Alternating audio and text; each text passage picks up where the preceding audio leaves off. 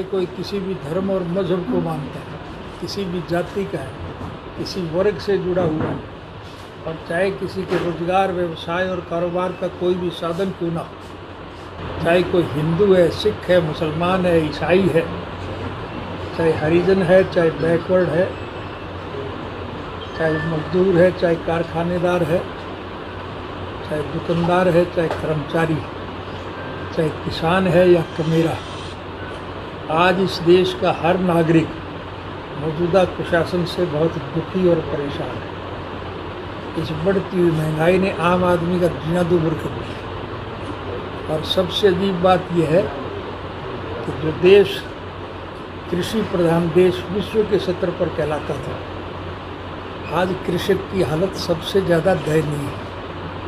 इस सरकार ने किसान को अपने खेत में मजदूर बना के खड़ा कर दिया। अगर प्रभु की कृपा हो जाए, किसान का उत्पादन बढ़ जाए, तो उसका आज कोई खरीदार नहीं, और अगर किसी का माल बिक जाए तो फिर उसके पैसे नहीं मिलते। आज मैंने मंडियों में खुद देखा है, क्योंकि मेरी आदत है सड़क सड़क फिरता रहता हूँ, कि ट्रैक्टर ट्राली अनाज की भरी हुई वापस जा रही है घर को। मैंने रोक के पूछा कि तुम वापस क्यों ले जा रहे हो? वो कहने लगे जी क्या करें, कोई खरीदता तो है ही नहीं।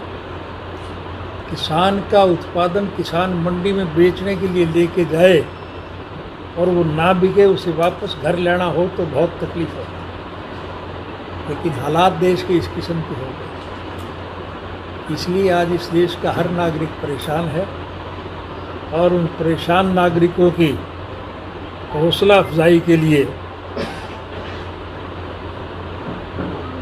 मुझे ये कहूँ कि इस सरकार ने अवसर प्रदान कर दिया कि मैं दोबारा जाकर के लोगों से मिल सकूँ। अब मैं आज के बाद हरियाणा प्रदेश के नहीं, समूचे राष्ट्र के एक एक गांव में जाऊंगा, एक एक व्यक्ति से संपर्क स्थापित करूँगा। जो लोग संघर्ष में जूझ रहे हैं उनको बधाई दूंगा, और जो लोग किसी कारणवश उनके साथ शामिल नहीं हो रहे हैं उनसे विनम्र निवेदन करूंगा कि वो और सारी दिक्कत और कठिनाइयों को छोड़ करके इस संगठन में शामिल हो। राष्ट्र का भविष्य उज्जवल हो, ये हमारी प्राथमिकता है, और इस प्राथमिकता को पूरा करने के लिए हम हर संभव प्रयास करेंगे। और मैं विशेष रूप से प्रेस के लोगों से निवेदन करूंगा कि आप इस मामले में अग्रणी भूमिका निभाएं। अतीत में झांक करके देखो, इस देश में जब कभी भी कोई आपदा आई है, प्रेस के लोगों ने अहम भूमिका निभाई। आज भी हम यही उम्मीद रखते हैं कि आप वही भूमिका फिर निभाओगे। रथ यात्रा जो आपकी चल रही पूरे हरियाणा में जाएगी, उसको लेकर भी किस तरह का क्या कोई प्लान तैयार किया? रथ यात्रा आपने कहा था ना देश भर में यात्रा करेंगे या हरियाणा में यात्रा करेंगे, तो उसको किसानों से शुरू करेंगे साहब 20 तारीख से। इस किसान संघर्ष का समर्थन करते हुए मैं सबसे पहले जो संघर्ष में जूझ रहे हैं उनको सबको जाकर के बधाई दूंगा कल से 20 तारीख से। उनकी मेहनत के बलबूते पर राष्ट्र में राजनीतिक परिवर्तन अवश्य भावी है। कब जा रहे हो वहाँ पर? 20 को, 20 तारीख से 20 और 21 को, 20-21 को 2 दिन मिल जाएंगे। चारों 20-21 और उसके बाद 22 को नहीं जा पाऊंगा मैं, 20 क्योंकि 22 को पार्लियामेंट के मेंबर संसद का घेराव करेंगे। इसलिए 20-21 और 22 की बजाय कोई और तारीख तय 20-21 कर दी, 24 की टोल पे है। 24 प्रधान जी कह रहे हैं 24 कर दी। 20 को पलवल और गाजीपुर बॉर्डर है, और 21 को टीकरी और सिवनी बॉर्डर है, और 24 तारीख को ये कितलाना टोल पे जाएगा साहब। सर, किसान आंदोलन चल रहा है और सरकार वार्ता नहीं कर रही है। आप भी मुख्यमंत्री रहे हैं, आपके अनुसार क्या समाधान निकलना चाहिए और क्या तरीका अपनाना चाहिए सरकार को? डेमोक्रेटिक सिस्टम में, प्रजातांत्रिक प्रणाली में, सत्ता में चुने हुए लोगों की जिम्मेवारी होती है कि वो जनहित के लोगों की इच्छाओं के अनुसार काम करें। एक परिवर्तन हमारे शासनकाल में हुआ, आपने देखा हो प्रजातांत्रिक प्रणाली में जनता जनार्दन के वोट से सरकार बनती है और फिर चुनी हुई सरकार की जिम्मेवारी बनती है कि वो जनहित के कामों में रुचि ले, लोगों की मूलभूत जरूरियात को पूरी करे। इसलिए चुने हुए प्रतिनिधि को अपनी समस्याएं पेश करने के लिए लोग सरकार के पास जाते हैं और मौजूदा सरकार के मुख्यमंत्री ने एक बोर्ड लगा रखा था कि चीफ मिनिस्टर की कुछ विंडो पे जो कोई आके दरख्वास्त देगा उसके काम। इत्तेफाक से मैं एक दफ़ा चंडीगढ़ गया हुआ था और चंडीगढ़ मुझे किसी मित्र से मिलने के लिए जाना था। तो जिस सड़क से मुझे जाना था उसी सड़क पे मुख्यमंत्री निवास था। मैंने वो सीएम विंडो अपनी आँख से देखी तो खाली पड़ी थी। मैंने गाड़ी रोक करके लोगों से पूछा, मैंने कहा भाई ये खाली क्यों पड़ी है? बोले जी कोई काम तो होते नहीं चाहिए। हमने उस परिस्थिति को बदल दिया। लोग सरकार के पास जाएं, उसकी बजाय हमने एक निर्णय लिया था सरकार आपके द्वार, और उसी कार्यक्रम को पूरा करने के लिए मैं हरियाणा प्रदेश के एक गांव में गया था कि नहीं गया था? और एक दफ़ा नहीं गया, मैं हर साल गया। और जहाँ कहीं भी किसी को कोई दिक्कत और कठिनाई आई उसे हाथ की हाथ हल कर दिया था। हमने उस परिस्थिति को बदल दिया था। मौजूदा सरकार से भी हम यही उम्मीद करते थे कि वो सरकार लोगों के बताए हुए रास्ते पर चलेगी, लेकिन बदकिस्मती प्रदेश की ये रही कि ऐसे लोगों के हाथ में सत्ता आ गई तो सिवाय पैसा लूटने के और कुछ जानते ही नहीं। वो ऐसे कानून बनाते हैं जिसकी रूह से योजनाबद्ध तरीके से देश के लोगों का पैसा मुट्ठी भर बड़े उद्योगी घरानों के पास जाता है। ये अंबानी अडानी जैसे जो लोग हैं उनके पास वो पैसा जाता है और उनसे ये सीधा ले रहे हैं, जरूरत ही नहीं है कहीं पर। आगे की रणनीति किस तरह की बनाई गई है हैं? आप इसको अब उतार दे, कोई खतरा नहीं है। किस तरह की रणनीति बनाई जा रही है आगे के लिए? संगठन के दृष्टिगत रणनीति बनाई नहीं जाती, रणनीति परिस्थितियों के हिसाब से अपने आप बनती है। और जैसा मैंने अभी अतीत में आपको बताया, सरकार की गलत नीतियों की वजह से आज इस देश का हर नागरिक परेशान और दुखी है। और दुखी लोगों ने एक रणनीति बना ली है कि इस कुशासन से देश का छुटकारा हासिल करना। इसलिए इस कुशासन का अंत करने के लिए लोग प्रयासरत हैं और भगवान से डर के बोलते हैं। मुझे ऐसा दिखाई दे रहा है कि आपको 1924 का इंतज़ार नहीं करना पड़ेगा। जो परिस्थितियां इस वक्त देश में व्यापक हैं उसके दृष्टिगत 2024 इस देश में मध्यावधि चुनाव संभव है। किसी समय भी देश में मिड टर्म पोल हो सकते हैं और जब देश में मध्यावधि चुनाव होंगे तो उसमें हरियाणा की अग्रणी भूमिका होगी। हरियाणा परिस्थिति को बदलने में अहम भूमिका निभाएगा और हरियाणा की नकल समूचे राष्ट्र के लोग करेंगे, क्योंकि सभी लोग दुखी हैं। इसलिए आपसे विनम्र निवेदन करूंगा कि हरियाणा में अग्रणी भूमिका प्रेस के लोगों को निभानी चाहिए। रोहतक में भी किसान बैठे हैं यहाँ पर मनीष सिसोदिया तो माफ़ी मांगने के लिए कह रहे हैं, क्या कहेंगे? मैं एक जगह की बात ना करो, आज आप रोहतक की बात ना करो। आज समूचे राष्ट्र के लोग जो मैंने अभी बताया है सभी इस कुशासन से दुखी हैं और सभी इस कुशासन का अंत करने के लिए लड़ाई लड़ रहे हैं। जेजेपी आपसे अलग हो गई थी नैलो से, तो क्या ऐसा कुछ करेंगे कि वो भी आपके साथ आए वापस? परिवार क्या आप ये मान के चलोगे कि सिर्फ जेजेपी ही हमसे अलग हुई? और भी बहुत से लोग हैं। मैं ज़्यादा किसी की चर्चा नहीं करूँगा, लेकिन प्रोफेसर संपत सिंह 18 वर्ष तक इंडियन नेशनल लोकदल पार्टी के प्रेसिडेंट रहे। जो 18 साल तक इंडियन नेशनल लोकदल पार्टी के प्रेसिडेंट रहे वो आज दीपेंद्र हुड्डा का ड्राइवर बन रहा है। अशोक बरोड़ा आप किस किस का नाम लेंगे? अशोक अरोड़ा का नाम लेंगे, उसका जो डिप्टी स्पीकर है इस वक्त, ये गंभीर गणेश है, ये गंभीर गणेश है। जो लोग स्वार्थ की पूर्ति के लिए अपनी पार्टी को छोड़ करके सरकारी पार्टी में शामिल होने के लिए गए थे, आज उनकी हालत सबसे ज़्यादा दयनीय है। उन्हें कोई बैठने को कुर्सी नहीं देती, और अगर कोई कुर्सी से उठ के बोलने के लिए खड़ा हो जाए तो वापसी पे वो कुर्सी नहीं मिलती, उसके डंडे पे बैठना पड़ता है। ये हालत है। तो कुछ संपर्क में है जी, दोबारा से आपसे बात हो पाई कुछ नेताओं की? हमारा किसी से कोई द्वेष नहीं है, हमारा किसी से कोई विद्रोह नहीं है। हम तो स्वर्गीय चौधरी देवीलाल जी के स्वप्न साकार करने के पक्ष हैं। स्वर्गीय चौधरी देवीलाल जी ने सारी उम्र एक बात के लिए लड़ाई लड़ी कि इस देश के आम नागरिक की मूलभूत ज़रूरियात, रोजी रोटी, कपड़ा, मकान, शिक्षा और स्वास्थ्य का प्रबंध सरकार करे। ये हमारी मूलभूत ज़रूरियात है, और वो ज़रूरियात भी अगर पूरी कोई सरकार नहीं कर रही है तो फिर स्वाभाविक है उस सरकार से लोग नाराज़ हों।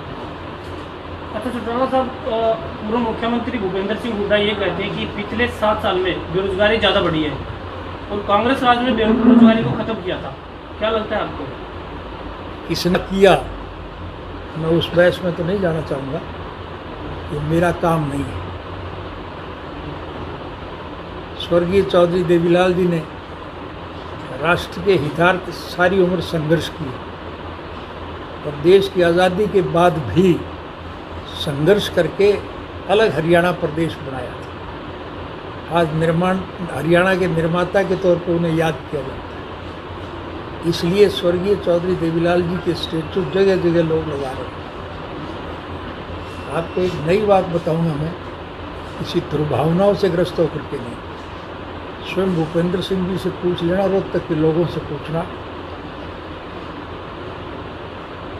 चौधरी रणबीर सिंह को 5 साल तक हरियाणा प्रदेश के मुख्यमंत्री भूपेंद्र सिंह हुड्डा ने अपने घर पे मृत्युशैया पे रखा, केवल इसलिए कि वो उनका दाह संस्कार चौधरी देवीलाल और चौधरी चरण सिंह के बराबर जमुना के किनारे कराना चाहते थे। केंद्र में भी कांग्रेस की सरकार थी और भूपेंद्र सिंह हुड्डा हरियाणा प्रदेश के मुख्यमंत्री थे। उसके बावजूद भी उन्हें वहाँ दाह संस्कार की अनुमति नहीं मिली। ये दाह संस्कार किसी मुख्यमंत्री के बेटे के हिसाब से नहीं किए जाते, मरने वाले के किए हुए कार्यक्रमों के दृष्टिगत फैसले लिए जाते हैं। इसलिए और किसी का तो ये क्या करेंगे, आप इसी से अंदाज़ा लगाओ कि किसका भला करते थे। ये आप पता कर ले, ये असलियत है। केंद्र में भी कांग्रेस की सरकार थी और प्रदेश का मुख्यमंत्री भूपेंद्र सिंह हुड्डा खुद था, और उसके दाह संस्कार के लिए भी उसको वहाँ नहीं जाना था। 5 दिन रखे, 5 दिन रखे थे, 5 दिन रखे।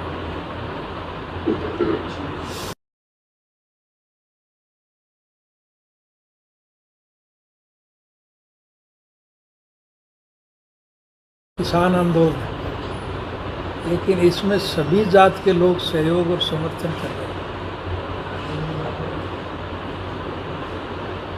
सारी जाति के लोग इसमें शामिल है कि नहीं? हाँ जी, सारे शामिल। तो इसका सबसे बड़ा लाभ तो ये मिलेगा कि जो लोग जात पात का जहर फैला करके हमें आपस में बांटने का काम करते थे, उनके मुंह पर एक करारी चपत पड़ेगी। अब लोगों ने ये प्रमाणित कर दिया कि जाति जन्म से नहीं, जाति कर्म से आती है। और आज इस देश का हर नागरिक, चाहे कोई किसी भी धर्म और मजहब को मानता है, किसी भी जाति का है, किसी वर्ग से जुड़ा हुआ है, और चाहे किसी के रोजगार, व्यवसाय और कारोबार का कोई भी साधन क्यों ना हो, चाहे कोई हिंदू है, सिख है, मुसलमान है, ईसाई है, चाहे हरिजन है, चाहे बैकवर्ड है, चाहे मजदूर है, चाहे कारखानेदार है, चाहे दुकानदार है, चाहे कर्मचारी है, चाहे किसान है या कमेरा, आज इस देश का हर नागरिक मौजूदा प्रशासन से बहुत दुखी और परेशान है। इस बढ़ती हुई महंगाई ने आम आदमी का जीना दूभर कर दिया। और सबसे अजीब बात यह है कि जो देश कृषि प्रधान देश विश्व के स्तर पर कहलाता था, आज कृषक की हालत सबसे ज़्यादा दयनीय है। इस सरकार ने किसान को अपने खेत में मजदूर बना के खड़ा कर दिया। अगर प्रभु की कृपा हो जाए, किसान का उत्पादन बढ़ जाए, तो उसका आज कोई खरीदार नहीं। और अगर किसी का माल बिक जाए तो फिर उसके पैसे नहीं मिलते। आज मैंने मंडियों में खुद देखा है, क्योंकि मेरी आदत है सड़क सड़क फिरता रहता हूँ, कि ट्रैक्टर ट्राली अनाज की भरी हुई वापस जा रही है घर को। मैंने रोक के पूछा कि तुम वापस क्यों ले जा रहे हो? वो कहने लगे कि क्या करें, कोई खरीदता तो है ही नहीं। किसान का उत्पादन किसान मंडी में बेचने के लिए लेके जाए और वो ना बिके, उसे वापस घर लाना हो तो बहुत तकलीफ होती है। लेकिन हालात देश के इस किस्म के हो गए, इसलिए आज इस देश का हर नागरिक परेशान है। और उन परेशान नागरिकों की हौसला अफजाई के लिए मुझे ये कहूँ कि इस सरकार ने अवसर प्रदान कर दिया कि मैं दोबारा जाकर के लोगों से मिल सकूँ। अब मैं आज के बाद हरियाणा प्रदेश के नहीं, समूचे राष्ट्र के एक एक गांव में जाऊंगा, एक एक व्यक्ति से संपर्क स्थापित करूँगा। जो लोग संघर्ष में जूझ रहे हैं उनको बधाई दूंगा, और जो लोग किसी कारणवश उनके साथ शामिल नहीं हो रहे हैं उनसे विनम्र निवेदन करूंगा कि और सारी दिक्कत और कठिनाइयों को छोड़ करके इस संगठन में शामिल हो। राष्ट्र का भविष्य उज्जवल हो, ये हमारी प्राथमिकता है। और इस प्राथमिकता को पूरा करने के लिए हम हर संभव प्रयास करेंगे। और मैं विशेष रूप से प्रेस के लोगों से निवेदन करूंगा कि आप इस मामले में अग्रणी भूमिका निभाएं। अतीत में झांक करके देखो, इस देश में जब कभी भी कोई आपदा आई है, प्रेस के लोगों ने अहम भूमिका निभाई। आज भी हम यही उम्मीद रखते हैं कि आप वही भूमिका फिर निभाओगे। रथ यात्रा जो आपकी चल रही पूरे हरियाणा में जाएगी, उसको लेकर भी किस तरह का क्या कोई प्लान तैयार किया है?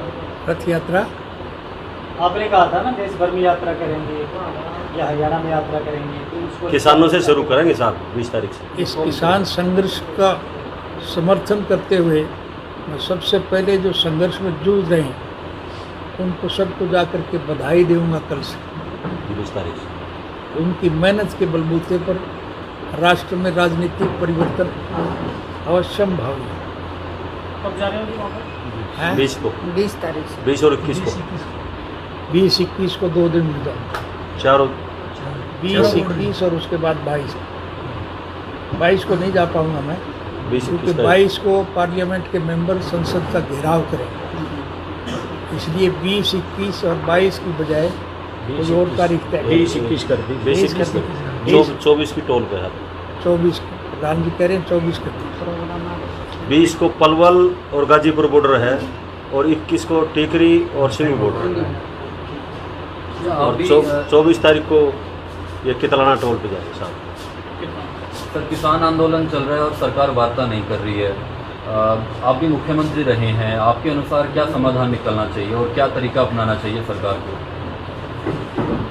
डेमोक्रेटिक सिस्टम में, प्रजातांत्रिक प्रणाली में सत्ता में चुने हुए लोगों की जिम्मेवारी होती है कि वो जनहित के लोगों की इच्छाओं के अनुसार काम करें। एक परिवर्तन हमारे शासनकाल में हुआ, आपने देखा हो।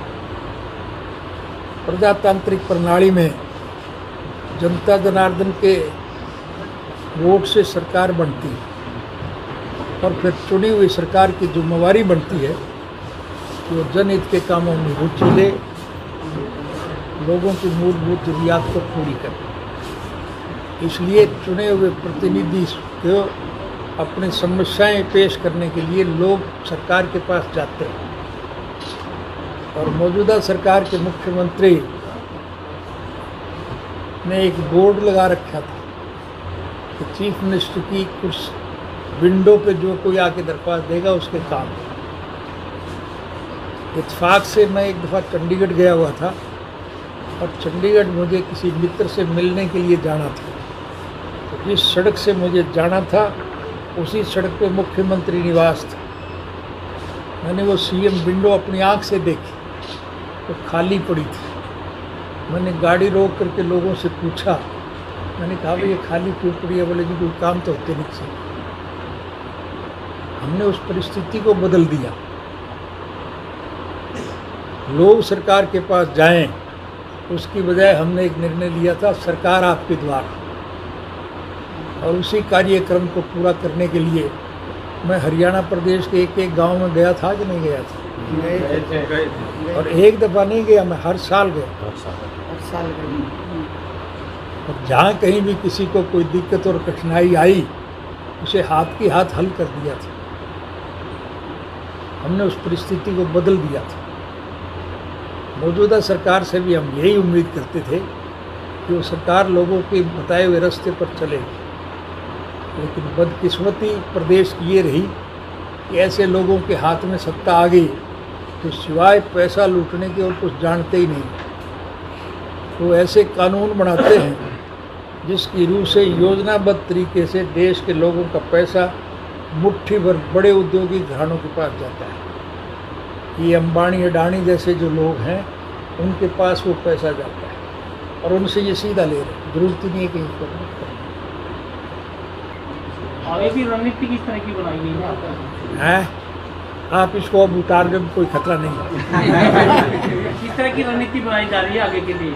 संगठन के दृष्टिगत रणनीति बनाई नहीं जाती, रणनीति परिस्थितियों के हिसाब से अपने आप बनती है। अब जैसा मैंने अभी अतीत में आपको बताया, सरकार की गलत नीतियों की वजह से आज इस देश का हर नागरिक परेशान और दुखी है। और दुखी लोगों ने एक रणनीति बना ली है कि इस कुशासन से देश का छुटकारा हासिल करना है। इसलिए इस कुशासन का अंत करने के लिए लोग प्रयासरत हैं और भगवान से डर के बोलते हैं। मुझे ऐसा दिखाई दे रहा है कि आपको 1924 का इंतज़ार नहीं करना पड़ेगा। जो परिस्थितियां इस वक्त देश में व्यापक हैं उसके दृष्टिगत 2024 इस देश में मध्यावधि चुनाव संभव है। किसी समय भी देश में मिड टर्म पोल हो सकते हैं और जब देश में मध्यावधि चुनाव होंगे तो उसमें हरियाणा की अग्रणी भूमिका होगी। हरियाणा परिस्थिति को बदलने में अहम भूमिका निभाएगा और हरियाणा की नकल समूचे राष्ट्र के लोग करेंगे क्योंकि सभी लोग दुखी हैं। इसलिए आपसे विनम्र निवेदन करूंगा कि हरियाणा में अग्रणी भूमिका प्रेस के लोगों को निभानी चाहिए। रोहतक में भी किसान बैठे हैं यहाँ पर मनीष सिसोदिया और माफ़ी मांगने के लिए कह रहे हैं, क्या कहेंगे? मैं एक जगह की बात ना करो, आज आप रोहतक की बात ना करो। आज समूचे राष्ट्र के लोग जो मैंने अभी बताया है सभी इस कुशासन से दुखी हैं और सभी इस कुशासन का अंत करने के लिए लड़ाई लड़ रहे हैं। जेजेपी आपसे अलग हो गई थी नैलो से, तो क्या ऐसा कुछ करेंगे कि वो भी आपके साथ आए वापस? परिवार क्या आप ये मान के चलोगे कि सिर्फ जेजेपी ही हमसे अलग हुई? और भी बहुत से लोग हैं। मैं ज़्यादा किसी की चर्चा नहीं करूँगा, लेकिन प्रोफेसर संपत सिंह 18 वर्ष तक इंडियन नेशनल लोकदल पार्टी के प्रेसिडेंट रहे। जो 18 साल तक इंडियन नेशनल लोकदल पार्टी के प्रेसिडेंट रहे वो आज दीपेंद्र हुड्डा का ड्राइवर बन रहा है। अशोक अरोड़ा आप किस किस का नाम लेंगे? अशोक अरोड़ा का नाम लेंगे, उसका जो डिप्टी स्पीकर है इस वक्त ये गंभीर गणेश ये गंभीर गणेश जो लोग स्वार्थ की पूर्ति के लिए अपनी पार्टी को छोड़ करके सरकारी पार्टी में शामिल होने के लिए गए थे, आज उनकी हालत सबसे ज़्यादा दयनीय है। उन्हें कोई बैठने को कुर्सी नहीं देती, और अगर कोई कुर्सी से उठ के बोलने के लिए खड़ा हो जाए तो वापसी पे वो कुर्सी नहीं मिलती, उसके डंडे पे बैठना पड़ता है। ये हालत है। तो कुछ संपर्क में है जी, दोबारा से आपसे बात हो पाई कुछ नेताओं की? हमारा किसी से कोई द्वेष नहीं है, हमारा किसी से कोई विद्रोह नहीं है। हम तो स्वर्गीय चौधरी देवीलाल जी के स्वप्न साकार करने के पक्ष हैं।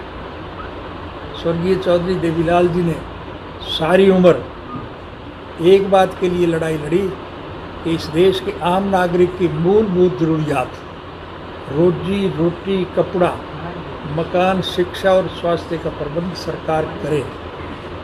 ये हमारी मूलभूत ज़रूरियात है, और वो ज़रूरियात भी अगर पूरी कोई सरकार नहीं कर रही है तो फिर स्वाभाविक है उस सरकार से लोग नाराज़ हों। अच्छा चौटाला साहब, पूर्व मुख्यमंत्री भूपेंद्र सिंह हुड्डा ये कहते हैं कि पिछले 7 साल में बेरोजगारी ज़्यादा बढ़ी है और कांग्रेस राज में बेरोजगारी को ख़त्म किया था। क्या लगता है आपको? किसने किया, मैं उस बहस में तो नहीं जाना चाहूँगा, ये मेरा काम नहीं है। स्वर्गीय चौधरी देवीलाल जी ने राष्ट्र के हितार्थ सारी उम्र संघर्ष किया, और देश की आज़ादी के बाद भी संघर्ष करके अलग हरियाणा प्रदेश बनाया था। आज हरियाणा के निर्माता के तौर पर उन्हें याद किया जाता है। इसलिए स्वर्गीय चौधरी देवीलाल जी के स्टेचू जगह जगह लोग लगा रहे हैं। आपको एक नई बात बताऊंगा मैं, किसी दुर्भावनाओं से ग्रस्त होकर के नहीं। स्वयं भूपेंद्र सिंह जी से पूछ लेना, रोहतक के लोगों से पूछना, चौधरी रणबीर सिंह को 5 साल तक हरियाणा प्रदेश के मुख्यमंत्री भूपेंद्र सिंह हुड्डा ने अपने घर पे मृत्युशैया पे रखा, केवल इसलिए कि वो उनका दाह संस्कार चौधरी देवीलाल और चौधरी चरण सिंह के बराबर जमुना के किनारे कराना चाहते थे। केंद्र में भी कांग्रेस की सरकार थी और भूपेंद्र सिंह हुड्डा हरियाणा प्रदेश के मुख्यमंत्री थे। उसके बावजूद भी उन्हें वहाँ दाह संस्कार की अनुमति नहीं मिली। ये दाह संस्कार किसी मुख्यमंत्री के बेटे के हिसाब से नहीं किए जाते, मरने वाले के किए हुए कार्यक्रमों के दृष्टिगत फैसले लिए जाते हैं। इसलिए और किसी का तो ये क्या करेंगे, आप इसी से अंदाज़ा लगाओ कि ये किसका भला करते थे। ये आप पता कर ले, ये असलियत है। केंद्र में भी कांग्रेस की सरकार थी और प्रदेश के मुख्यमंत्री भूपेंद्र सिंह हुड्डा खुद था, और उसके दाह संस्कार के लिए भी उसको वहाँ नहीं जाना था। 5 दिन रखे हैं, 5 दिन रखे थे। 5 दिन रखे।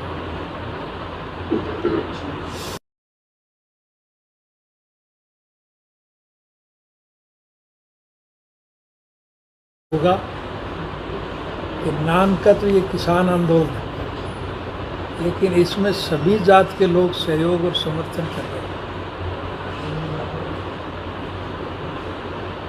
सारी जाति के लोग इसमें शामिल है कि नहीं? हाँ जी, सारे शामिल। इसका सबसे बड़ा लाभ तो ये मिलेगा कि जो लोग जात पात का जहर फैला करके हमें आपस में बांटने का काम करते थे, उनके मुंह पर एक करारी चपत पड़ेगी। अब लोगों ने ये प्रमाणित कर दिया कि जाति जन्म से नहीं, जाति कर्म से आती है। और आज इस देश का हर नागरिक, चाहे कोई किसी भी धर्म और मजहब को मानता है, किसी भी जाति का है, किसी वर्ग से जुड़ा हुआ है, और चाहे किसी के रोजगार, व्यवसाय और कारोबार का कोई भी साधन क्यों ना हो, चाहे कोई हिंदू है, सिख है, मुसलमान है, ईसाई है, चाहे हरिजन है, चाहे बैकवर्ड है, चाहे मजदूर है, चाहे कारखानेदार है, चाहे दुकानदार है, चाहे कर्मचारी है, चाहे किसान है या कमेरा, आज इस देश का हर नागरिक मौजूदा कुशासन से बहुत दुखी और परेशान है। इस बढ़ती हुई महंगाई ने आम आदमी का जीना दूभर कर दिया। और सबसे अजीब बात यह है कि जो देश कृषि प्रधान देश विश्व के स्तर पर कहलाता था, आज कृषक की हालत सबसे ज़्यादा दयनीय है। इस सरकार ने किसान को अपने खेत में मजदूर बना के खड़ा कर दिया। अगर प्रभु की कृपा हो जाए, किसान का उत्पादन बढ़ जाए, तो उसका आज कोई खरीदार नहीं है। और अगर किसी का माल बिक जाए तो फिर उसके पैसे नहीं मिलते। आज मैंने मंडियों में खूब देखा है, क्योंकि मेरी आदत है सड़क सड़क फिरता रहता हूँ, कि ट्रैक्टर ट्राली अनाज की भरी हुई वापस जा रही है घर को। मैंने रोक के पूछा कि तुम वापस क्यों ले जा रहे हो? वो कहने लगे जी क्या करें, कोई खरीदता तो है ही नहीं। किसान का उत्पादन किसान मंडी में बेचने के लिए लेके जाए और वो ना बिके, उसे वापस घर लाना हो तो बहुत तकलीफ होती है। लेकिन हालात देश के इस किस्म के हो गए, इसलिए आज इस देश का हर नागरिक परेशान है। और उन परेशान नागरिकों की हौसला अफजाई के लिए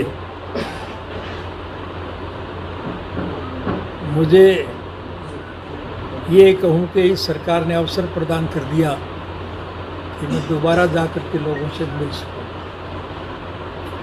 अब मैं आज के बाद हरियाणा प्रदेश के नहीं, समूचे राष्ट्र के एक एक गांव में जाऊंगा, एक एक व्यक्ति से संपर्क स्थापित करूँगा।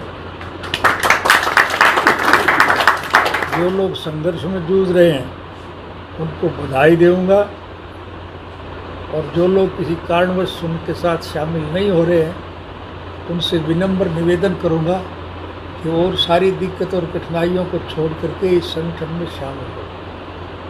राष्ट्र का भविष्य उज्जवल हो, ये हमारी प्राथमिकता है। और इस प्राथमिकता को पूरा करने के लिए हम हर संभव प्रयास करेंगे। और मैं विशेष रूप से प्रेस के लोगों से निवेदन करूंगा कि आप इस मामले में अग्रणी भूमिका निभाएं। अतीत में झांक करके देखो, इस देश में जब कभी भी कोई आपदा आई है, प्रेस के लोगों ने अहम भूमिका निभाई। आज भी हम यही उम्मीद रखते हैं कि आप वही भूमिका फिर निभाओगे। रथ यात्रा जो आपकी चल रही पूरे हरियाणा में जाएगी, उसको लेकर भी किस तरह का क्या कोई प्लान तैयार किया? रथ यात्रा आपने कहा था ना देश भर में यात्रा करेंगे या हरियाणा में यात्रा करेंगे, तो उसको किसानों से शुरू करेंगे साहब 20 तारीख से। इस किसान संघर्ष का समर्थन करते हुए मैं सबसे पहले जो संघर्ष में जूझ रहे हैं उनको सबको जाकर के बधाई दूंगा कल से। 20 तारीख से उनकी मेहनत के बलबूते पर राष्ट्र में राजनीतिक परिवर्तन अवश्यम भावी है। कब जा रहे हो वहाँ पर? हैं? 20 को, 20 तारीख से 20 और 21 को, 20-21 को 2 दिन मिल जाऊँगा। चारों 20-21 और उसके बाद 22 को नहीं जा पाऊंगा मैं, 20 क्योंकि 22 को पार्लियामेंट के मेंबर संसद का घेराव करेंगे। इसलिए 20-21 और 22 की बजाय कोई और तारीख तय 20-21 कर दी। 24 की टोल पे है। 24 प्रधान जी कह रहे हैं 24 कर दी।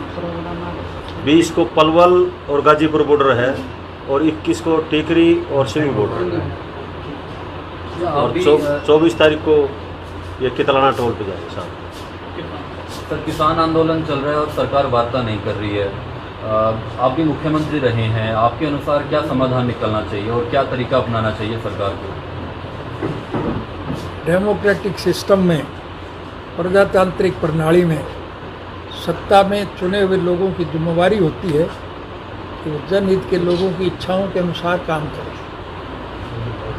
एक परिवर्तन हमारे शासनकाल में हुआ, आपने देखा होगा।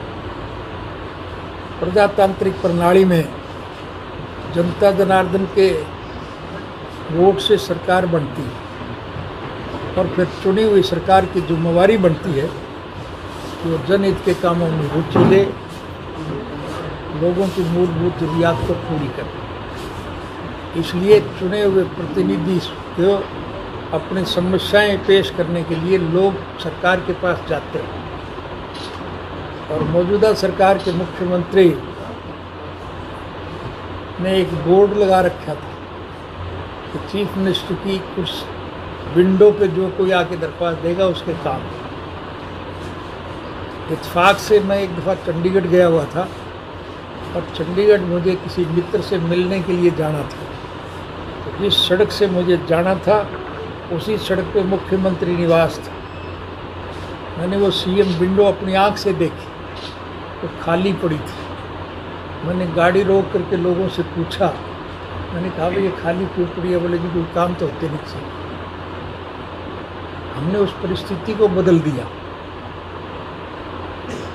लोग सरकार के पास जाएं, उसकी बजाय हमने एक निर्णय लिया था, सरकार आपके द्वार। और उसी कार्यक्रम को पूरा करने के लिए मैं हरियाणा प्रदेश के एक एक गांव में गया था कि नहीं गया था? और एक दफ़ा नहीं गया, मैं हर साल गया। और जहाँ कहीं भी किसी को कोई दिक्कत और कठिनाई आई उसे हाथ की हाथ हल कर दिया था। हमने उस परिस्थिति को बदल दिया था। मौजूदा सरकार से भी हम यही उम्मीद करते थे कि वो सरकार लोगों के बताए हुए रास्ते पर चलेगी, लेकिन बदकिस्मती प्रदेश की ये रही कि ऐसे लोगों के हाथ में सत्ता आ गई तो सिवाय पैसा लूटने के और कुछ जानते ही नहीं। तो ऐसे कानून बनाते हैं जिसकी रूह से योजनाबद्ध तरीके से देश के लोगों का पैसा मुट्ठी भर बड़े उद्योगी घरानों के पास जाता है। ये अंबानी अडानी जैसे जो लोग हैं उनके पास वो पैसा जाता है और उनसे ये सीधा ले रहे हैं, जरूरत ही नहीं है कहीं पर। आगे की रणनीति किस तरह की बनाई गई है? हैं? आप इसको अब उतार में कोई खतरा नहीं है। किस तरह की रणनीति बनाई जा रही है आगे के लिए? संगठन के दृष्टिगत रणनीति बनाई नहीं जाती, रणनीति परिस्थितियों के हिसाब से अपने आप बनती है। और जैसा मैंने अभी अतीत में आपको बताया, सरकार की गलत नीतियों की वजह से आज इस देश का हर नागरिक परेशान और दुखी है। और दुखी लोगों ने एक रणनीति बना ली है कि इस कुशासन से देश का छुटकारा हासिल करना। इसलिए इस कुशासन का अंत करने के लिए लोग प्रयासरत हैं और भगवान से डर के बोलते हैं। मुझे ऐसा दिखाई दे रहा है कि आपको 1924 का इंतज़ार नहीं करना पड़ेगा। जो परिस्थितियां इस वक्त देश में व्यापक हैं उसके दृष्टिगत 2024 इस देश में मध्यावधि चुनाव संभव है। किसी समय भी देश में मिड टर्म पोल हो सकते हैं और जब देश में मध्यावधि चुनाव होंगे तो उसमें हरियाणा की अग्रणी भूमिका होगी। हरियाणा परिस्थिति को बदलने में अहम भूमिका निभाएगा और हरियाणा की नकल समूचे राष्ट्र के लोग करेंगे क्योंकि सभी लोग दुखी हैं। इसलिए आपसे विनम्र निवेदन करूंगा कि हरियाणा में अग्रणी भूमिका प्रेस के लोगों को निभानी चाहिए। रोहतक में भी किसान बैठे हैं यहाँ पर मनीष सिसोदिया और माफ़ी मांगने के लिए कह रहे हैं, क्या कहेंगे? मैं एक जगह की बात ना करो, आज आप रोहतक की बात ना करो। आज समूचे राष्ट्र के लोग जो मैंने अभी बताया है सभी इस कुशासन से दुखी हैं और सभी इस कुशासन का अंत करने के लिए लड़ाई लड़ रहे हैं। जेजेपी आपसे अलग हो गई थी नैलो से, तो क्या ऐसा कुछ करेंगे कि वो भी आपके साथ आए वापस परिवार? क्या आप ये मान के चलोगे कि सिर्फ जेजेपी ही हमसे अलग हुई? और भी बहुत से लोग हैं। मैं ज़्यादा किसी की चर्चा नहीं करूँगा, लेकिन प्रोफेसर संपत सिंह 18 वर्ष तक इंडियन नेशनल लोकदल पार्टी के प्रेसिडेंट रहे। जो 18 साल तक इंडियन नेशनल लोकदल पार्टी के प्रेसिडेंट रहे वो आज दीपेंद्र हुड्डा का ड्राइवर बन रहा है। अशोक अरोड़ा। आप किस किस का नाम लेंगे? अशोक अरोड़ा का नाम लेंगे, उसका जो डिप्टी स्पीकर है इस वक्त ये गंभीर गणेश है ये गंभीर गणेश है। जो लोग स्वार्थ की पूर्ति के लिए अपनी पार्टी को छोड़ करके सरकारी पार्टी में शामिल होने के लिए गए थे, आज उनकी हालत सबसे ज़्यादा दयनीय है। उन्हें कोई बैठने को कुर्सी नहीं देती और अगर कोई कुर्सी से उठ के बोलने के लिए खड़ा हो जाए तो वापसी पे वो कुर्सी नहीं मिलती, उसके डंडे पे बैठना पड़ता है। ये हालत है। तो कुछ संपर्क में है जी, दोबारा से आपसे बात हो पाई कुछ नेताओं की? हमारा किसी से कोई द्वेष नहीं है, हमारा किसी से कोई विद्रोह नहीं है। हम तो स्वर्गीय चौधरी देवीलाल जी के स्वप्न साकार करने के पक्ष हैं। स्वर्गीय चौधरी देवीलाल जी ने सारी उम्र एक बात के लिए लड़ाई लड़ी कि इस देश के आम नागरिक की मूलभूत ज़रूरियात, रोजी रोटी, कपड़ा, मकान, शिक्षा और स्वास्थ्य का प्रबंध सरकार करे। ये हमारी मूलभूत ज़रूरियात है, और वो ज़रूरियात भी अगर पूरी कोई सरकार नहीं कर रही है। आप भी मुख्यमंत्री रहे हैं, आपके अनुसार क्या समाधान निकलना चाहिए और क्या तरीका अपनाना चाहिए सरकार को?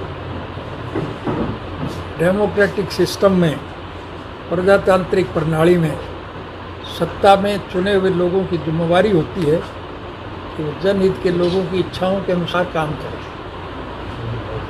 एक परिवर्तन हमारे शासनकाल में हुआ, आपने देखा हो।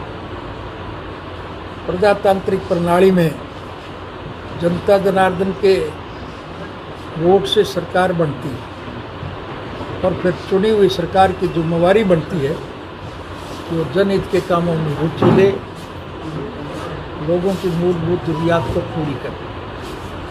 इसलिए चुने हुए प्रतिनिधि को अपनी समस्याएं पेश करने के लिए लोग सरकार के पास जाते हैं, और मौजूदा सरकार के मुख्यमंत्री ने एक बोर्ड लगा रखा था कि चीफ मिनिस्टर की कुछ विंडो पे जो कोई आके दरख्वास्त देगा उसके काम।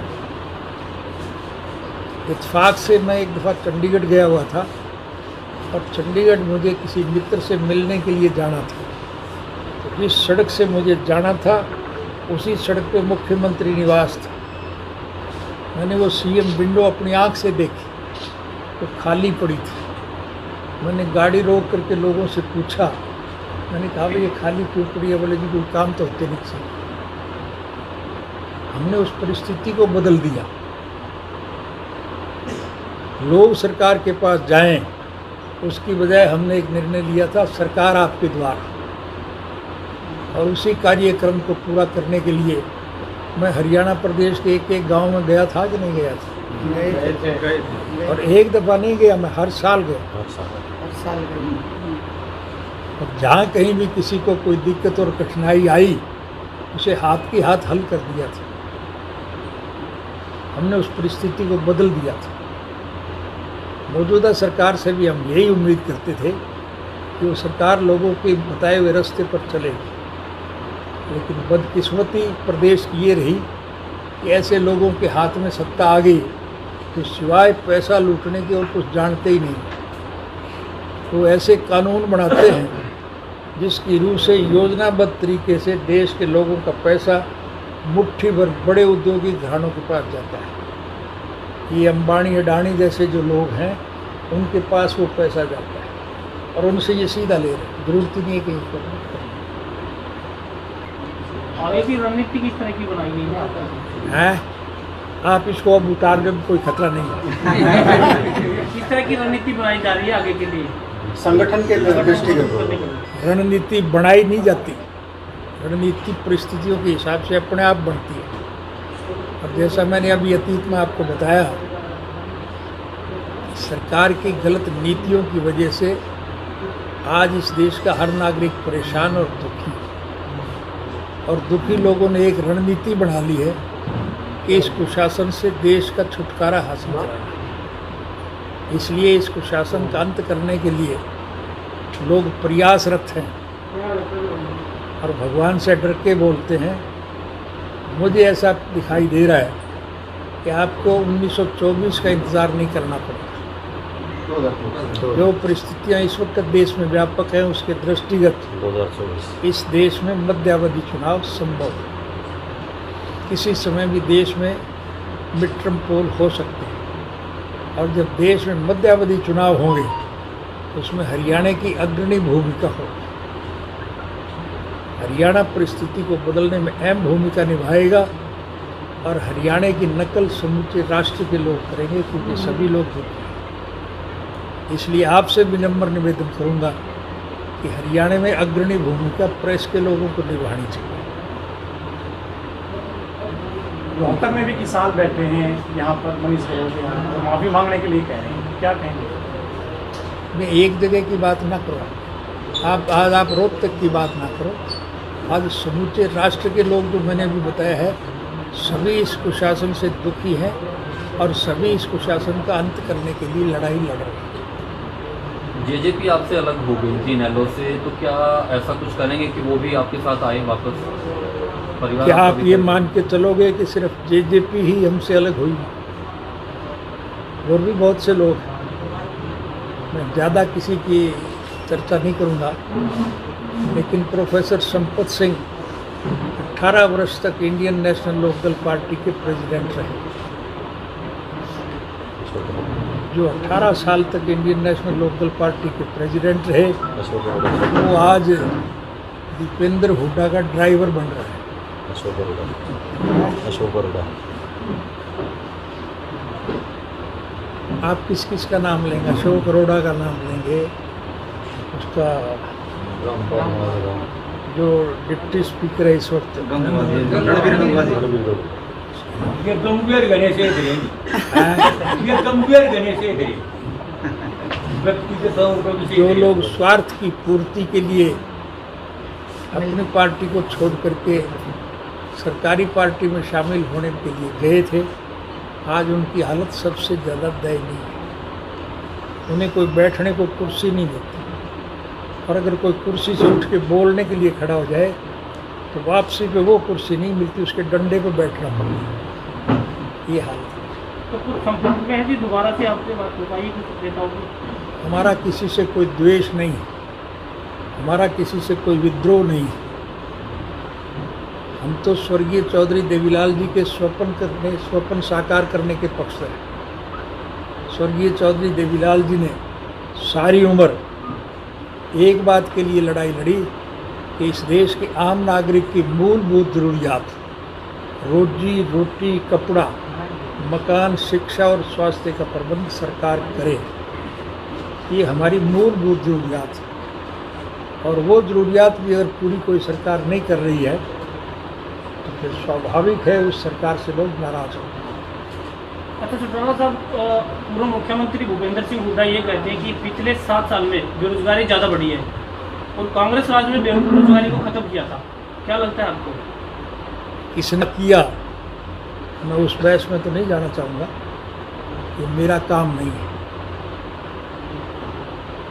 स्वर्गीय चौधरी देवीलाल जी ने राष्ट्र के हितार्थ सारी उम्र संघर्ष किया, और देश की आज़ादी के बाद भी संघर्ष करके अलग हरियाणा प्रदेश बनाया था। आज हरियाणा के निर्माता के तौर पर उन्हें याद किया जाता है। इसलिए स्वर्गीय चौधरी देवीलाल जी के स्टेचू जगह जगह लोग लगा रहे हैं। आपको एक नई बात बताऊंगा मैं, किसी दुर्भावनाओं से ग्रस्त होकर के नहीं। स्वयं भूपेंद्र सिंह जी से पूछ लेना, रोहतक के लोगों से पूछना, चौधरी रणबीर सिंह तो 5 साल तक हरियाणा प्रदेश के मुख्यमंत्री भूपेंद्र सिंह हुड्डा ने अपने घर पे मृत्युशैया पे रखा, केवल इसलिए कि वो उनका दाह संस्कार चौधरी देवीलाल और चौधरी चरण सिंह के बराबर जमुना के किनारे कराना चाहते थे। केंद्र में भी कांग्रेस की सरकार थी और भूपेंद्र सिंह हुड्डा हरियाणा प्रदेश के मुख्यमंत्री थे। उसके बावजूद भी उन्हें वहाँ दाह संस्कार की अनुमति नहीं मिली। ये दाह संस्कार किसी मुख्यमंत्री के बेटे के हिसाब से नहीं किए जाते, मरने वाले के किए हुए कार्यक्रमों के दृष्टिगत फैसले लिए जाते हैं। इसलिए और किसी का तो ये क्या करेंगे, आप इसी से अंदाज़ा लगाओ कि किसका भला करते थे। ये आप पता कर ले, ये असलियत है। केंद्र में भी कांग्रेस की सरकार थी और प्रदेश का मुख्यमंत्री भूपेंद्र सिंह हुड्डा खुद था, और उसके दाह संस्कार के लिए भी उसको वहाँ नहीं जाना था। 5 दिन रखे। हैं? 5 दिन रखे थे। 5 दिन रखे।